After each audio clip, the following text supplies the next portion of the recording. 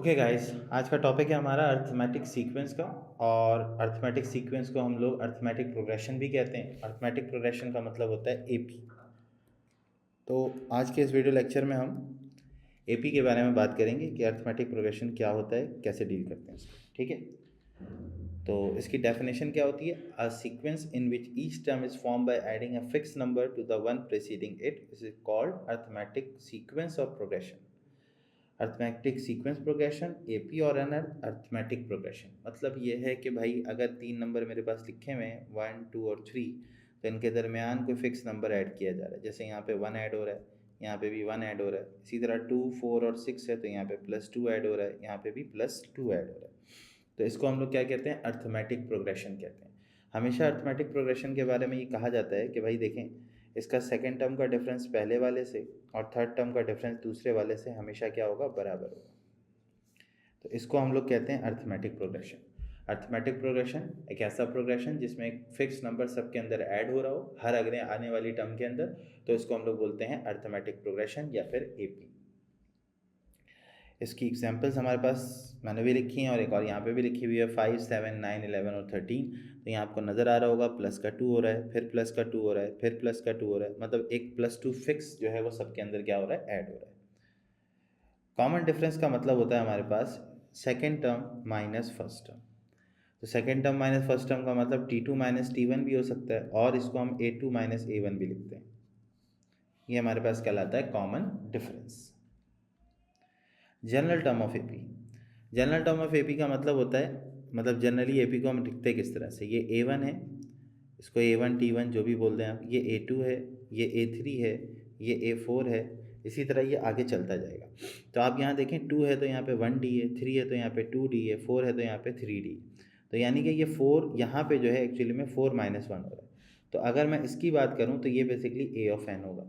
क्यों होगा? क्योंकि यहाँ पे n एक क्या है? इससे कम है। तो बेसिकली हमारे पास an जो होता है वो हमारे पास बराबर होता है किसके? a + n - 1 इंटू टी के। इस a को आप A1 भी कह सकते हैं। तो ये हमारे पास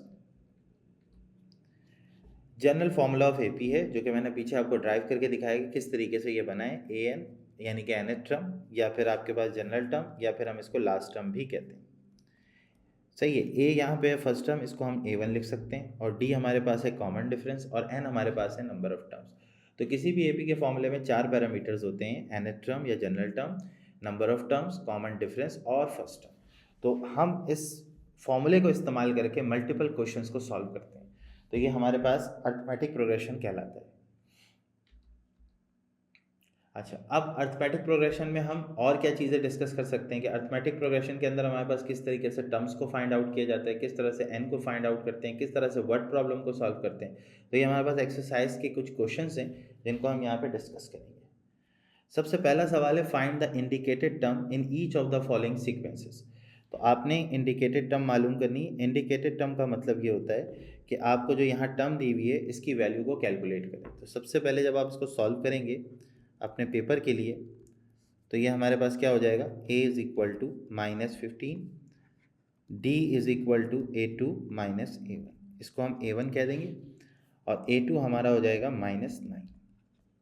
तो d is equal to -9 minus -15, तो d की वैल्यू हमारे पास 6 आ जाएगी। और ये हमारे पास n की वैल्यू 10 हो जाएगी क्योंकि हमें 10वीं टर्म मालूम करनी है। A1 + n - 1 into D. 10 आ गया, A1 की जगह -15 आ गया, n की जगह 10 - 1 और d की जगह हमारे पास 6 आ गया। -15, 54, 54 में से अगर आप 15 निकाल दें, 55 में से अगर आप 15 निकालेंगे तो आपके पास क्या बचेगा? आपके पास बचेगा 40। तो 54 में से 15 अगर आप निकाल दें तो ये हमारे पास हो जाएगा 49। Answer is A10 is equal to 49। Next question है, find the indicated term in the following sequence. दोबारा एक इंडिकेटेड टर्म आपको निकालनी है। तो यहाँ पे आपके पास A1 जो है वो 1/3 हो जाएगा, A2 जो है वो 1/2 हो जाएगा, और जो D की वैल्यू है वो हमारे पास हो जाएगी A2 माइनस A1। और A2 माइनस A1 का मतलब 1/2 माइनस 1/3, क्रॉस मल्टीप्लाई कर लें, 3 1 ज़ा 3 हो जाएगा, 2 1 ज़ा 2 हो जाएगा और 3 2 ज़ा 6 हो जाएगा। तो D की वैल्यू 1/6 आ गई। तो हमें मालूम करना है A6, तो AN is equal to A1 plus n minus 1 into D. यहाँ पे n की जगह 6, A1 की जगह 1/3, n की जगह 6 और d की जगह 1/6, 1/3 प्लस 5/6। एलसीएम लेंगे 6 और 3 का तो वो 6 आ रहा होगा। तो 3 2 ज़ा 6, तो 2 1 ज़ा 2, 6 1 ज़ा 6, तो 5 1 ज़ा 5। तो A6 की वैल्यू आपके पास आ गई 7/6। उम्मीद है आपको बात समझ में आ रही होगी। ठीक है, जब मैं क्वेश्चन लिखूं और एक जैसे सवालात कराऊं तो आप वीडियो को पॉज करके पहले खुद सॉल्व किया करें, उसके बाद फिर मेरा सॉल्यूशन देखा करें कि मैंने किस तरीके से उसको सॉल्व किया। नेक्स्ट हमारे पास है find the first 5 term of the following arithmetic sequence. तो बच्चों 5 टर्म शुरू की निकालनी है। तो यहाँ पे मैं n की वैल्यू 1 रखूँगा, तो मेरे पास A1 इज इक्वल टू 2 1 ज़ा 2 माइनस 3 यानी कि -1। इसी तरीके से n की वैल्यू मैं यहाँ पे 2 रखूँगा, तो मेरे पास 2 2 ज़ा 4 माइनस 3 1 आ जाएगा। इसी तरीके से मैं n की वैल्यू अगर 3 रखूँगा तो 2 3 ज़ा 6 माइनस 3 यानी कि 3, 2 3 ज़ा 6 माइनस 3, तो ये आ जाएगा 3। इसी तरीके से A4 के लिए n की जगह पे 4 रखूँगा तो ये आ जाएगा 5, और n की जगह पे 5 रखूँगा तो 2 5 ज़ा 10 माइनस 3 यानी कि 7। तो ये हमारे पास पहली 5 टर्म आ गई किसकी, सीक्वेंस की, -1 1 3 5 और 7। तो ये हमारे क्वेश्चन का आंसर आ गया। Find the first 5 term of the following arithmetic sequence. थोड़ा सा ट्रिकी क्वेश्चन है, इसको देखें हम कैसे सॉल्व करेंगे। सबसे पहले हमारे पास क्या है कि A1 हमें गिवन है, A1 हमें निकालने की ज़रूरत नहीं है, मतलब हमारी काउंटिंग शुरू होगी 2 से। तो मैं यहाँ पे n की जगह पे 2 पुट करा रहा हूँ, n इज इक्वल टू 2, तो ये A2 हो जाएगा यहाँ पर हो जाएगा A2 माइनस 1, यहाँ पे 2 प्लस 2, तो A2 minus A1 is equal to 4 आ गया। अब बच्चों अगर हम यहाँ पर देखें तो A1 की वैल्यू 2 है, तो A2 की वैल्यू 6 हो गई। नाउ n की वैल्यू हम पुट कराएंगे 3, तो A3 माइनस 1, 3 प्लस 2, तो A3 ये बन गया A2 की वैल्यू 6, A3 की वैल्यू 11। इसी तरीके से हम 4 और 5 रख के फर्दर कैलकुलेशन आप करें और फिर चेक करें कि आपका आंसर आपकी किताब के आंसर से मैच कर रहा है या नहीं कर रहा। नेक्स्ट क्वेश्चन के ऊपर मूव करते हैं। Find the first 5 term of the following arithmetic sequence. तो बेटा देखें यहाँ पे ये आपको 5 दिया हुआ है, डिफरेंस आप यहाँ से कैलकुलेट करेंगे 26 माइनस 23, यानी कि ये आपके पास आ गया 3 के बराबर। तो A और D दोनों आ गए। ठीक है, तो अब इसको लिखना कोई मुश्किल काम नहीं है, आप यहाँ पे लिख सकते हैं first 5 terms of sequence are. इसके लिए किसी जनरल टर्म की ज़रूरत हमें नहीं है। देखें पहली टर्म 5 हो गई, हमें मालूम है अगली टर्म 3 के डिफरेंस आएगी, तो ये 8 हो गई, फिर 11 हो गया, फिर हमारे पास 14 हो गया, फिर हमारे पास 17 हो गया। तो ये हमारे पास MCQ टाइप का क्वेश्चन सॉल्व हो गया। तो बच्चों उम्मीद है आपको यहाँ तक बात क्लियर हो गई होगी कि यहाँ तक हमने किस तरीके से टर्म्स को फाइंड आउट किया। Now move on to the next question. Question number 2 है हमारे पास, A of n minus 3 is equal to 2n minus 5, find the nth term of the sequence।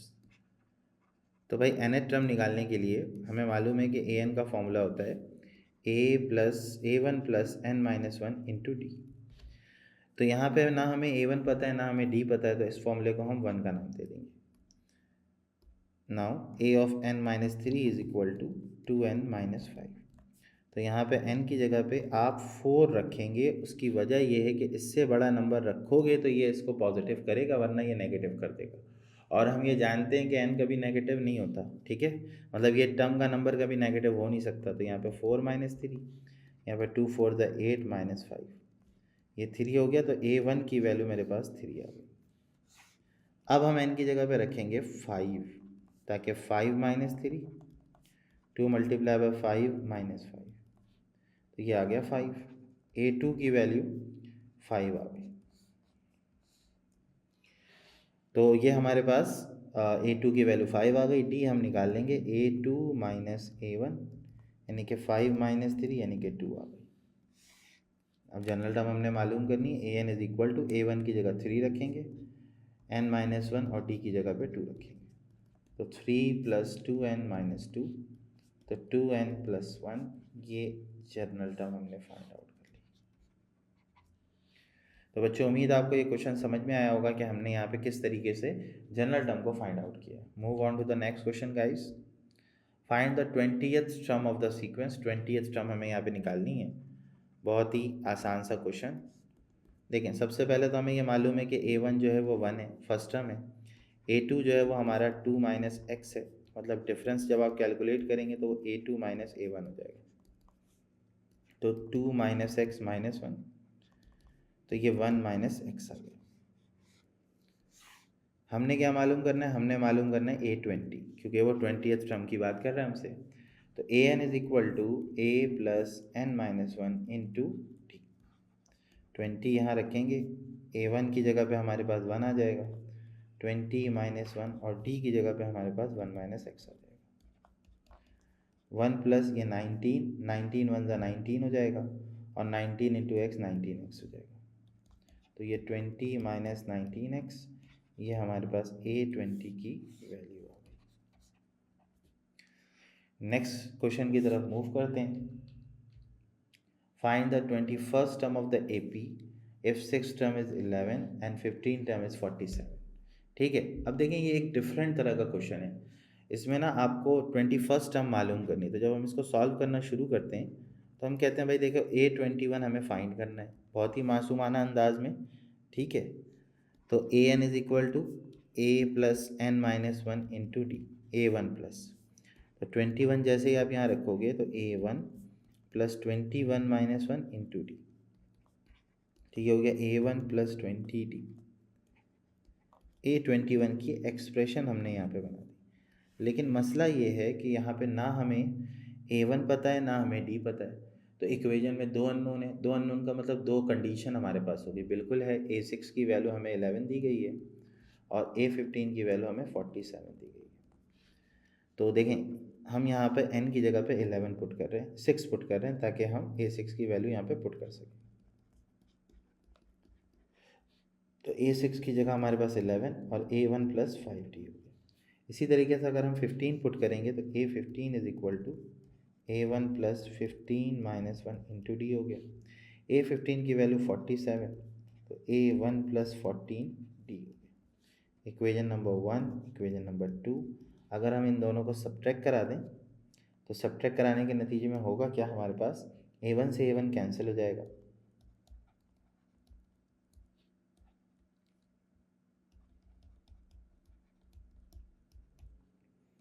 Equation 1 minus equation 2, negative negative और negative ये cut गया, minus 9D equal to minus 36।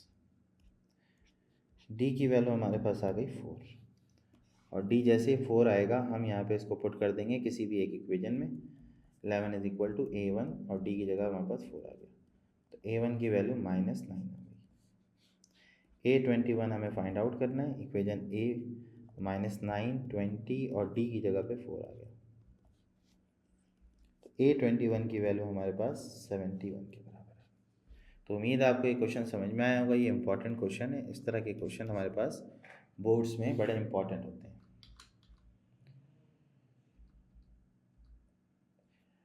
Question number 6 है हमारे पास, which term of the sequence -15 -9 -3 75, कौन सी term है sequence की जो कि 75 के बराबर है। तो अब देखें ये जैसे A1 है, ये A2 है, ये A3 है, तो आपने ये बताना है ये इस टर्म का नंबर क्या है। ये AN तो है लेकिन इसका कुछ ना कुछ नंबर होगा, वो आपने फाइंड आउट करके बताना है। इट मीन्स आपने N फाइंड आउट करना है। तो A1 आपके पास -15 हो गया, A2 आपके पास -9 हो गया, D आपके पास हो जाएगा A2 माइनस A1। तो D की वैल्यू हमारे पास आ गई 6, और AN हमारे पास है 75। बहुत ही बच्चे वाला सवाल है, इसको हम लोग कहते हैं लड्डू क्वेश्चन। AN की जगह 75, A1 की जगह -15, D की जगह पे आपके पास 6। ये हमारे पास हो जाएगा 90, बिकॉज ये माइनस है, इधर आके क्या होगा प्लस हो जाएगा, n-1 इंटू 6। n-1 अगर 15 है तो n की वैल्यू हमारे पास 16 हो जाएगी। मतलब ये जो टर्म है ये आपके पास A16 of the AP sequence. Okay guys, next question हमारे पास है find the nth term of the sequence. nth term बताइए क्या होगी। देखिए nth टर्म मालूम करने के लिए जो है ना, अपने पहले ये देखना है कि भाई मेरे पास तो ये 6/7 का स्क्वायर है, ये हमारे पास 11/7 का स्क्वायर है, और ये हमारे पास 16/7 का स्क्वायर है। तो एक चीज़ मैं आपको दिखाऊं यहाँ पर कि यहाँ पे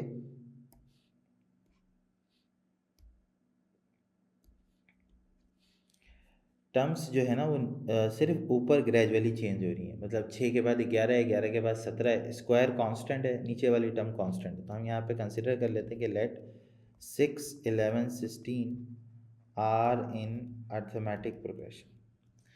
तो ए की वैल्यू यहाँ पे 6 हो जाएगी, डी जो होगा वो क्या हो जाएगा 11-6 मतलब 5। तो हम यहाँ पे nth टर्म इसकी कैलकुलेट कर लेंगे, A1 + n-1 इंटू A1 की जगह 6 आ जाएगा और D की जगह 5 आ जाएगा, 5n-5। तो ये बन गया 5n+1। लेकिन हमें ये मालूम है कि हमने ऊपर वाली टर्म्स को कैलकुलेट किया है, तो मतलब नीचे वाला अपनी जगह पे रहा होगा, तो ऊपर वाले nth टर्म के लिए ये हो जाएगा 5n+1, 7 अपनी जगह, स्क्वायर अपनी जगह, ये आपके पास nth टर्म आ गई। इससे आप मेहनत से भी बच जाते हैं और काम भी आसानी के साथ हो सकता है, और ये बहुत ही इजी मेथड है। और ये आपको सिर्फ हमारे जो बेसिकली हम जो आपको छाजाओं पे लेक्चर्स वगैरह आपको प्रोवाइड कर रहे हैं, उनके अंदर आपको बहुत ही आसानी के साथ चीज़ों को समझाया जा रहा है। तो उम्मीद है कि आपको हमारे प्लेटफॉर्म पे चीज़ें समझ में आ रही होंगी। नेक्स्ट हम देखते हैं question. If A, B, C are the lth, mth and nth term of an AP, show that this expression is equal to 0. तो इसके लिए हम क्या करेंगे, हमें मालूम है कि A जो है वो lth टर्म की वैल्यू है, B जो है वो mth टर्म की वैल्यू है, और C जो है वो nth टर्म की वैल्यू है। तो इसको पहले हम लिख लेते हैं।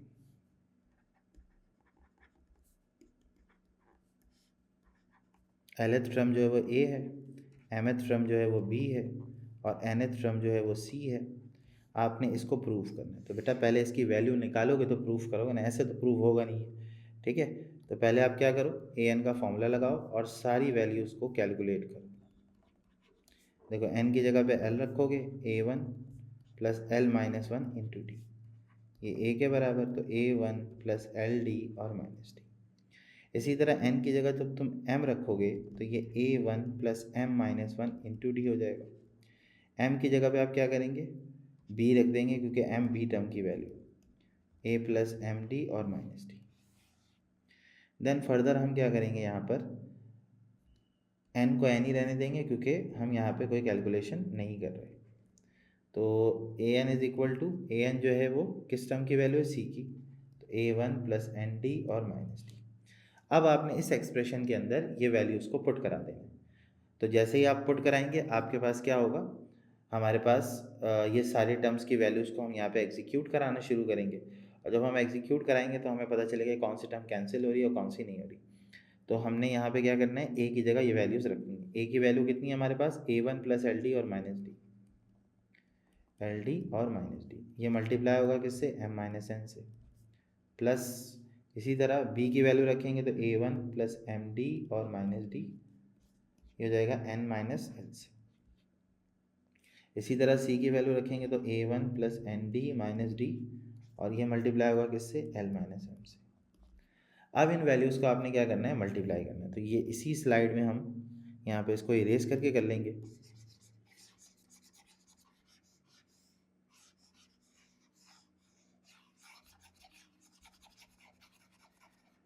तो हमारे पास यहाँ पे